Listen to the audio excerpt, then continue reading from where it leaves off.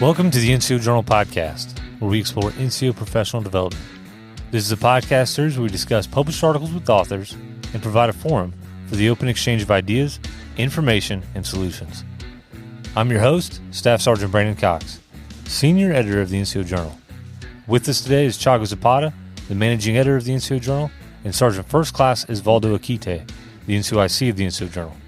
Today we discuss the article, Want to Avoid a FLIPL?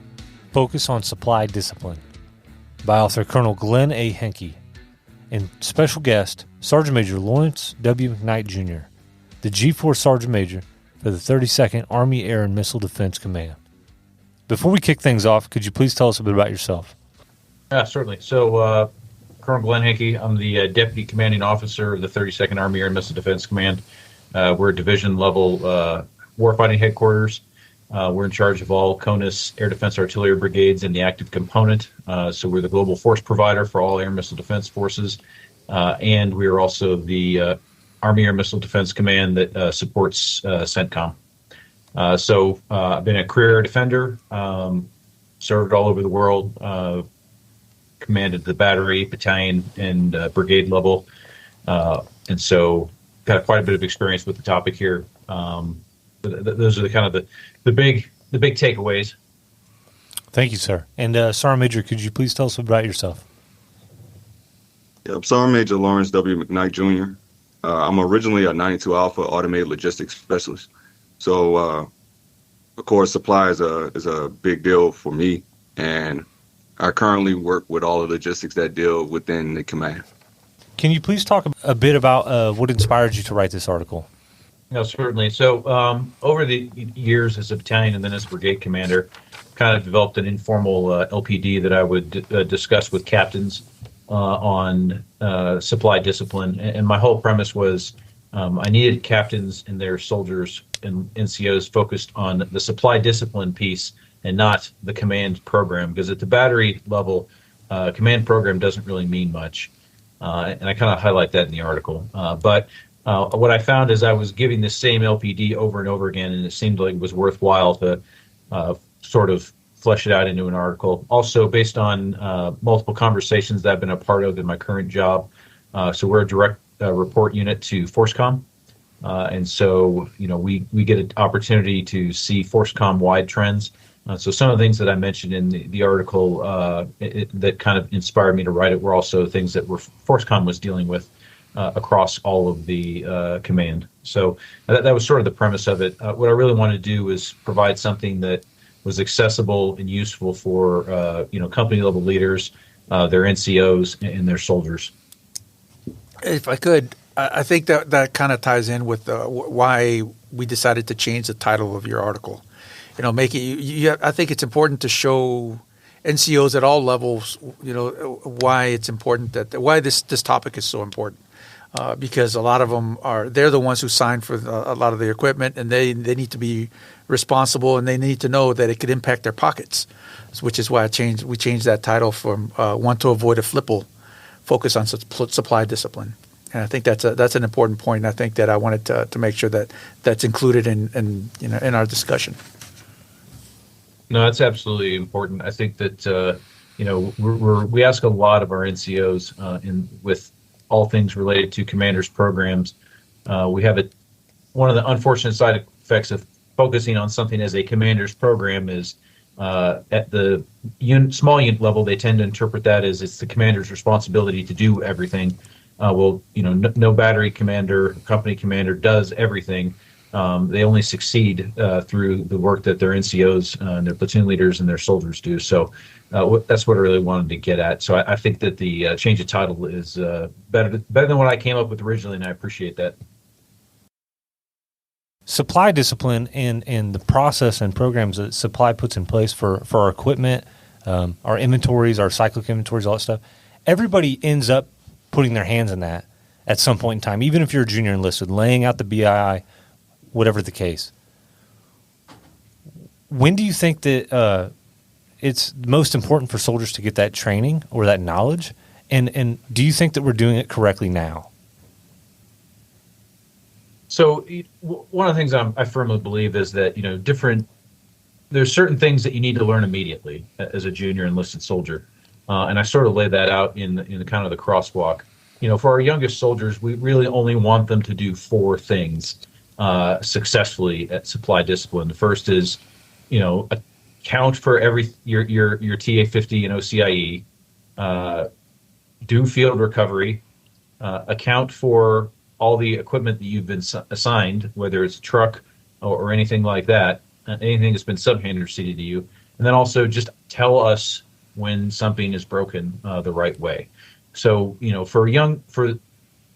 that's so fundamental that, a unit that is only doing that correctly and teaching their youngest soldiers only to do that will be doing much better than a lot of other units that I've had, experience with. And then, when you get to be a young sergeant and then a platoon leader and a platoon sergeant, you're doing different things. So you're leading your soldiers and training them on all those things. And then, there's a few tasks that are unique to your level. You're conducting those inventories, you're managing sub-hand receipts, you're supervising field recovery to make sure it's correct, and then managing shortages. And then, again, as the battery level, those tasks change. So, not so much of that you're doing individual things, but you're organizing the work. You're carving out time for those inventories. You're doing those cyclic sensitive items inventories. You're organizing field recovery, managing shortages, and so on. So that's, and also initiating FLIPLs. So, at every level, you're learning something unique to that level. So the short answer is, you have to start learning it for your grade as soon as you enter that grade. If I can, I would jump onto this too, that I can go back to when I was a junior soldier and I did like a million layouts, and I had no clue sometimes why we were doing it, but it instilled something in me that I didn't even, I guess, realize it until I became a platoon sergeant, where I understood how to have proper accountability, how to lay out things correctly, and then how to establish what's missing, what's not missing, and then do different processes and systems in place in order to make sure that I stayed on top of what I had. So starting off young is where you're going to get that instilled in you, and then it carries on throughout your career.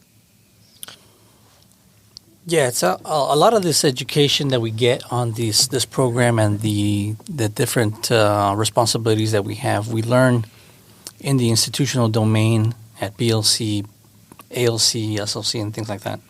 PME for the NCO side, for the enlisted side.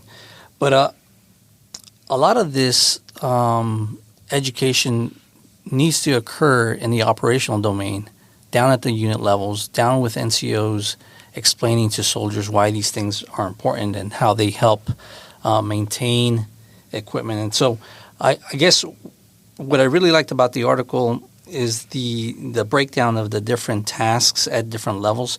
But I would have liked to have seen a kind of an onus on the NCOs at the squad levels, imparting some of that knowledge and walking through some of that stuff with their soldiers.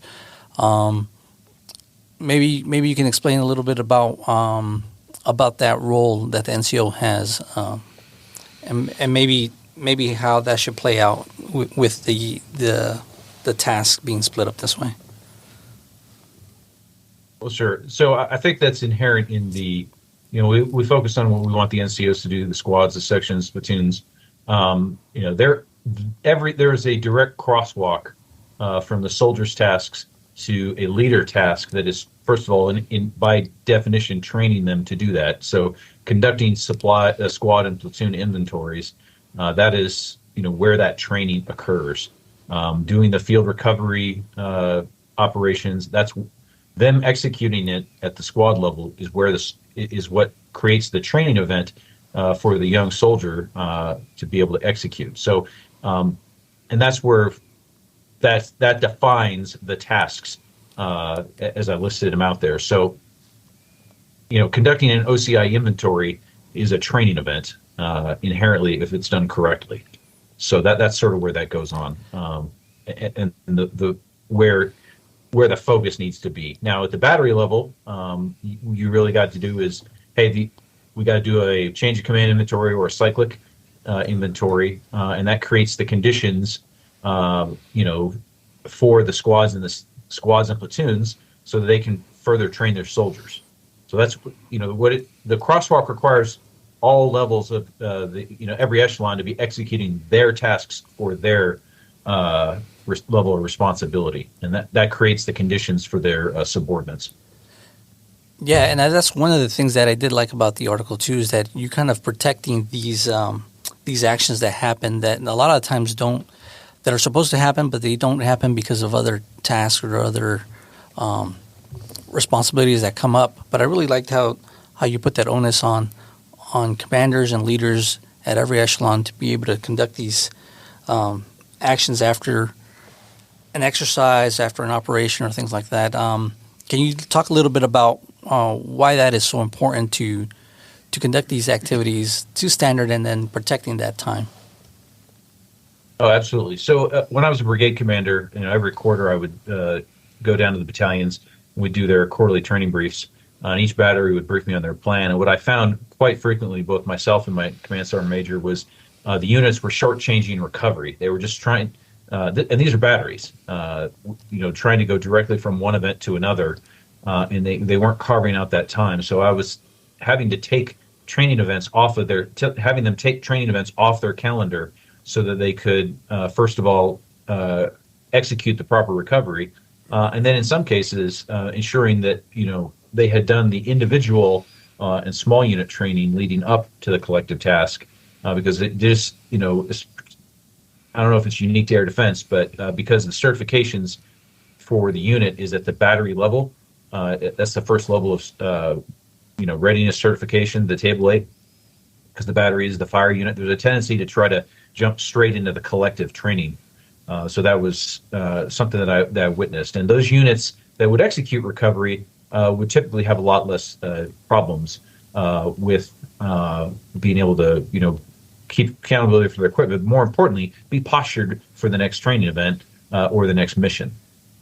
Sergeant Major, as a senior NCO, how do you see this implementation being carried out? It can probably be seen as a little bit overkill, but it wasn't overkill. When I was in 1st Striker Brigade, well, it was then 1st Striker Brigade in Fort Wayne, Wright, Alaska, we had a brigade deliberate recovery plan, and it had everything lined out. It was checklists associated. You had follow-ups that you had to do. There was briefings that you had to put out. And then when you weren't meeting the timeline that you were supposed to meet, you had to stay a little bit later. But the idea remained the same, that you got to the point that you got to the end result that you were looking for. And that was to have your proper accountability, your proper recovery, your proper maintenance, and then it postures you for what was next. If you were looking to use this article as an asset for say, sergeant's time, how would you do that? So I'll defer the sergeant's time class to Sergeant Major McKnight. What I will say is because of some of the trends that I highlighted in my current position, so we have directed that all of our battery and company commanders, prior to assuming command and starting their change of command inventories, will take a distributed class on teams run by our Comet team, so that they can avoid some of the pitfalls and make sure that they are certified. And our G4 has added this article as part of the the mandatory reading. And I'll defer to Sergeant Major McKnight for the how an NCO would could incorporate this into sergeant's time training.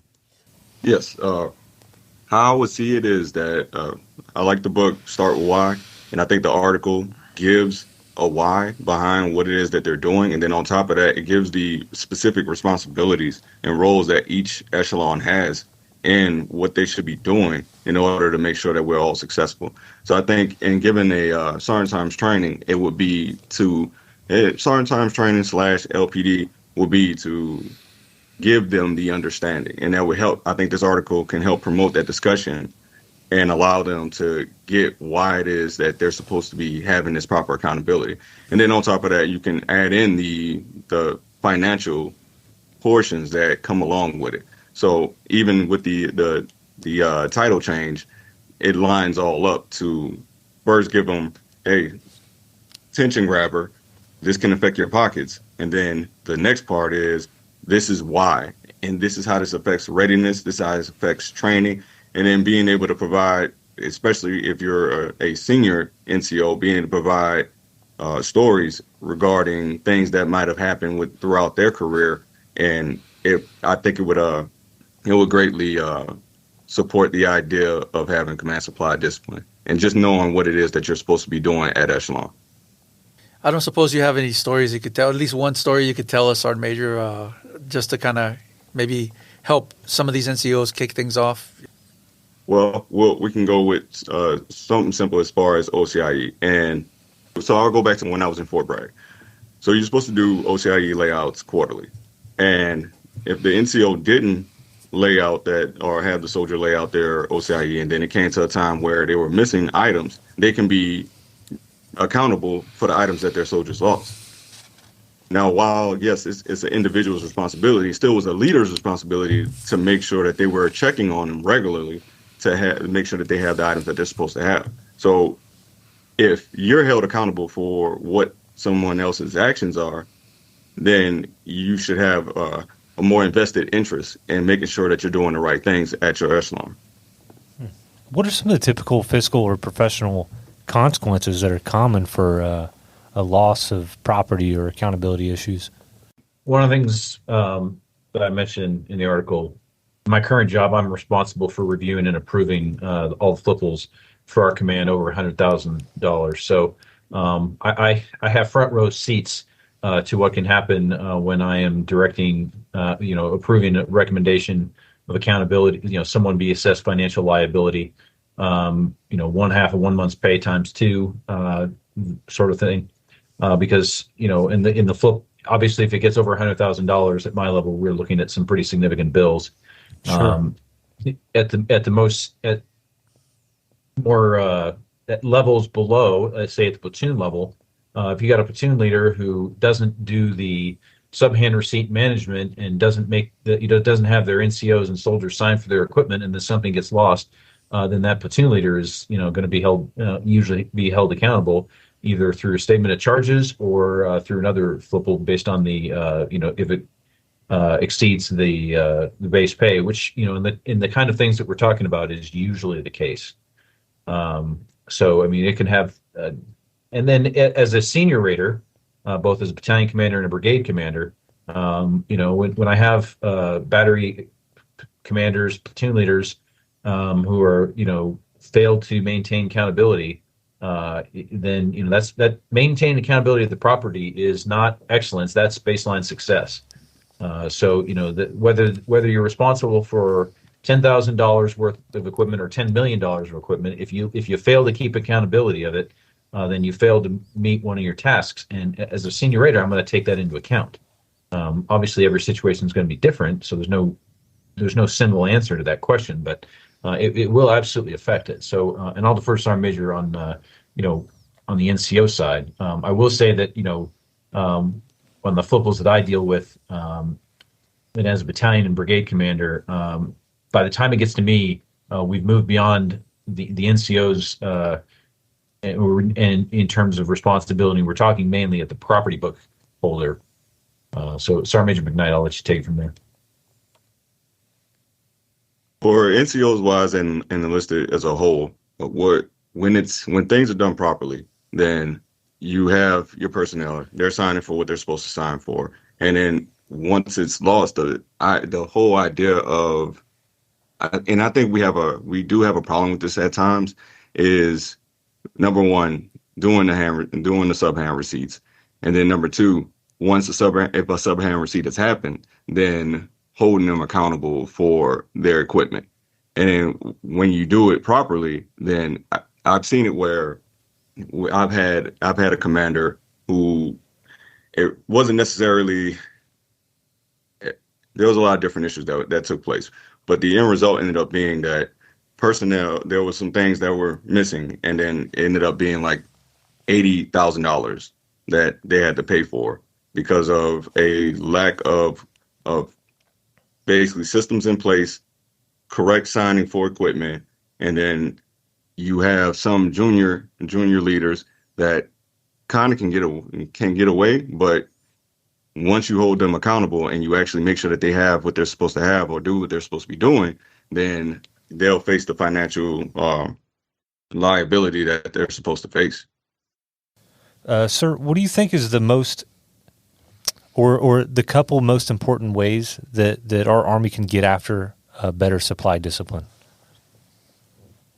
Obviously, jokingly, reading this article, I think it would be a great step. But no, in all seriousness, I think that at where I sit at a division level headquarters,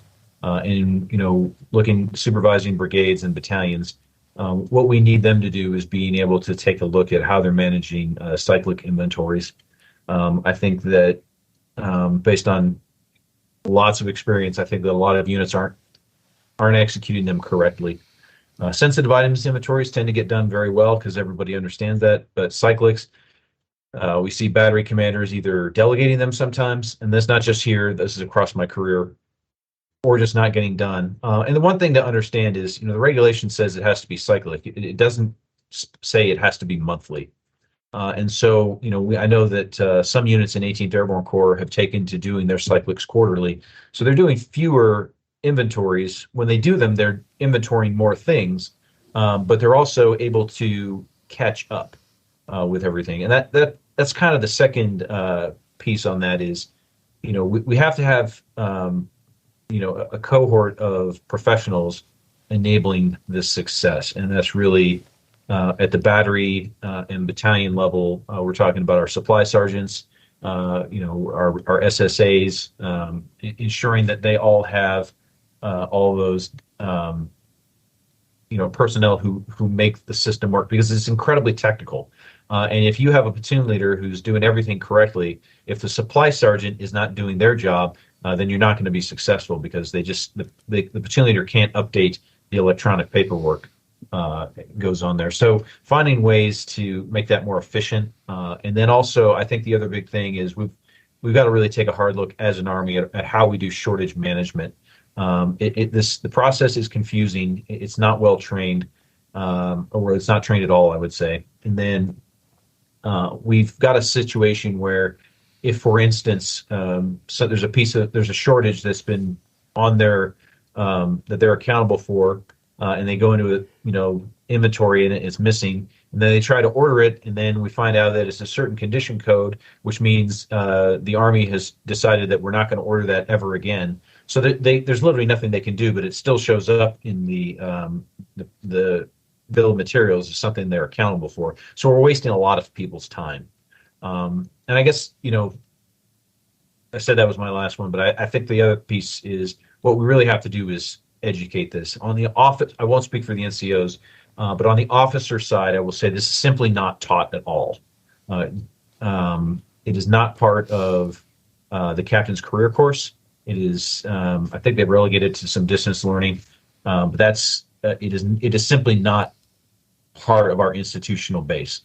And I know that for most of our NCO courses, the only folks who really get a lot of focus on this are those those NCOs like Sergeant Major McKnight, who are in supply related MOSs. But there's nowhere I'm teaching platoon leaders and future platoon leaders and future battery commanders, hey, how does Z-Park work? How does G-Army work? How do you have to? Here's how you build a subhander seat. That's something I had to figure out for myself as a platoon leader. Being assisted by others in the organization, but there was no school solution to that problem other than to say just do it. So I think those are kind of the big takeaways to address the problem from an Army perspective. Sergeant Major, I want to ask you the same question. What do you think are some of the most important ways that the enlisted population can get after supply discipline? I would say education, training, repetitions, and accountability. With the education, I will even being in logistics, even institutional training doesn't go over some of the things that you end up learning at your unit. And it's kind of mind-blowing, but it's the truth. You end up learning these things at the unit level. So that education and starting with why of how and what it is and the reasons behind it, that's the first part. The next part is training, to go ahead and show them the correct way to do things. This is how you lay out. This is what you're supposed to. This is how the paperwork goes. But again, that's once you've had that education on it. The next part, the repetitions. If you're doing it consistently, then you're going to have it. It's going to be instilled in you, and it's going to become a part of you. And then the accountability part is, if you do lose it, doing the correct steps, statement of charges, FLIPL, whatever have you, and holding those personnel accountable. If you're doing all those things, then you're going to get to the right place. When we're not doing it, if we fail at any level of any one of those, then we're going to have problems, and we're going to consistently have problems. Yeah, I think this is a great article. I hope our audience out there takes this and conducts those informal LPDs, or develops some kind of sergeant time training to kind of emphasize this a more echelon. So definitely appreciate the article, sir, and definitely appreciate your insights, Sergeant Major. Did you guys have any final thoughts? No, I mean, I think that as I mentioned in the article, the Army is remarkably tolerant of failure, except when it comes to this. And so, we've got a lot of lessons that have been observed and not necessarily learned. And I think, as leaders, we owe it to everyone that we lead in order to make sure so that they don't have to learn those same things. And the other piece is, by focusing on what we want people to do, I think we put the power back in the hands of our non-commissioned officers. Because again, when we focus on commanders' programs, it tends to, many battery commanders kind of think of it as it's this commander's job, and that's not necessarily the case.